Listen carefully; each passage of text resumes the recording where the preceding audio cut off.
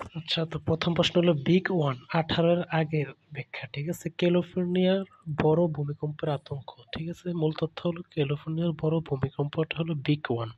তো California Pacific ring of ফায়ারে অবস্থিত। California Pacific ring of ফায়ারে অবস্থিত। ভূতাত্ত্বিকভাবে এটি স্যান আন্দ্রেয়াস ফাল্ট রেখায় আছে, যেখানে টেকটোনিক প্লেটগুলোর সংঘর্ষ হয়। এই ভয়ঙ্কর বিধ্বংসী ভূমিকম্পের আতঙ্ক সেখানকার মানুষের কাছে বিগ ওয়ান নামে পরিচিত। তাহলে বিগ ফাটল শর্টকাট মনে রাখার উপায় কি? বিগ ফাটল ক্যালিফোর্নিয়ার বড় ফাটল। ফল্ট লাইন মানে বিগ ওয়ান। ফল্ট লাইন মানে কি? Big one. তারপর স্ট্রিট ওয়াল স্ট্রিট হলো নিউ ইয়র্ক শহরের একটি সড়ক, যেখানে নিউ ইয়র্ক স্টক এক্সচেঞ্জ অবস্থিত। নিউ ইয়র্ক শহরের একটি সড়ক যেখানে নিউ ইয়র্ক স্টক এক্সচেঞ্জ অবস্থিত। এই ছোট সড়কটি হলো বিশ্বের পুঁজিবাজারের হৃৎপিণ্ড। তাহলে ওয়াল স্ট্রিট হলো কি? বিশ্বের পুঁজিবাজারের হৃৎপিণ্ড। এখানে সামান্য উত্থান পতনে বিশ্বের অর্থনীতি কেঁপে ওঠে। এটি শুধু একটি রাস্তা নয়, এটি অর্থনৈতিক ক্ষমতা ও পুঁজির প্রতীক। ওয়াল পুঁজি নিউ ইয়র্কের ওয়াল স্ট্রিট মানে বিশ্বের পুঁজি। নিউ ইয়র্কের ওয়াল স্ট্রিট মানে কি? বিশ্বের পুঁজি। তারপর ন্যাশনাল গার্ড যুক্তরাষ্ট্রের নিরাপত্তা বাহিনী। ন্যাশনাল গার্ড এরা হলো সামরিক রিজার্ভ বাহিনী। ন্যাশনাল গার্ড হলো কি? এরা সামরিক রিজার্ভ বাহিনী। দেশের জরুরি অবস্থা যেমন হারিকেন, বন্যা, দাঙ্গা সৃষ্টি হলে এরা স্থানীয় পুলিশের সহায়তা নাগরিকদের নিরাপত্তা নিশ্চিত করে। তা গার্ড রিজার্ভ মানে ন্যাশনাল গার্ড হলো রিজার্ভ সামরিক বাহিনী। তো স্বাধীনতা ও আদর্শ গণতন্ত্রের ভিত্তি। আমেরিকার জন্ম তাদের আদর্শের মূলনীতি। তো স্বাধীনতার ঘোষণা। আমেরিকা 1776 সালের 4 জুলাই ব্রিটেনের কাছ থেকে স্বাধীনতা ঘোষণা দেয়। স্বাধীনতা হয় 76 সালে। কত জুলাই? 4 জুলাই। ঠিক আছে, এই ঘোষণার মূল ঘোষক ছিলেন থমাস জেফারসন। জেফারসন আহ, জেফারসন 4 জুলাই। জেফারসন 4 জুলাই। সে কি? স্বাধীনতার ঘোষক। আমেরিকা কত সালে? 1776 সালে 4 জুলাই ব্রিটেনের কাছ থেকে স্বাধীনতা ঘোষণা। তারপরে স্বাধীনতার নায়ক। স্বাধীনতা সংগ্রামের নায়ক ছিলেন জর্জ ওয়াশিংটন। এই ওয়াশিংটনের নাম অনুযায়ী কি হয়েছে? জর্জ ওয়াশিংটন হলো আমেরিকার রাজধানী, যিনি পরে প্রথম প্রেসিডেন্ট হন। তা আমেরিকার প্রথম প্রেসিডেন্টের নাম কি? George Washington.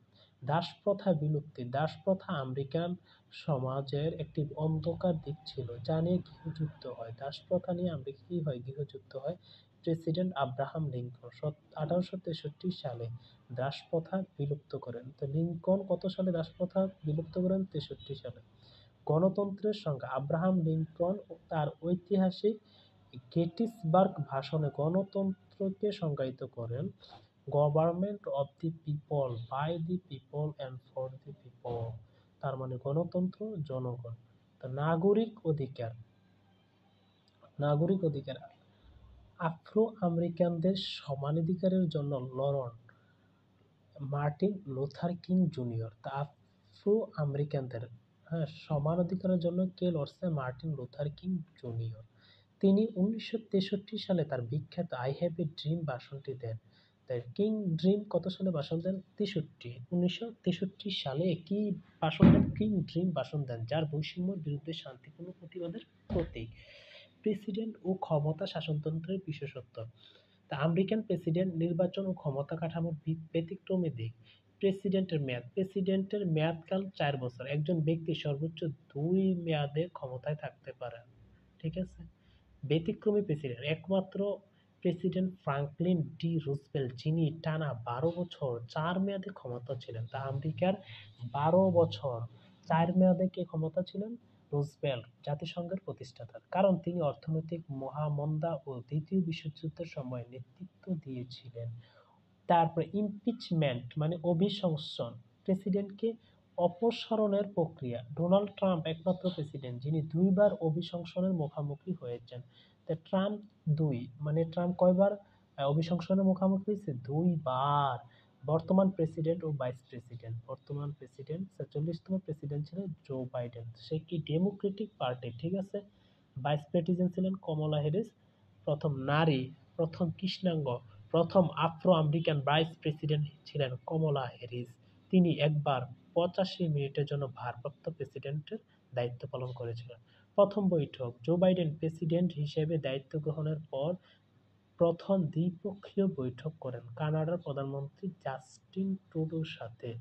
বাইডেন ট্রুডো, আমরা শর্টকাট বলতে পারি বাইডেন ট্রুডো।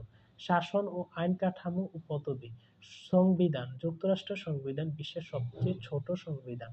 1789 সালে প্রণীত এই সংবিধান মাত্র 7টি অনুচ্ছেদ আছে। তাহলে যুক্তরাষ্ট্র সংবিধান হলো সবচেয়ে ছোট সংবিধান।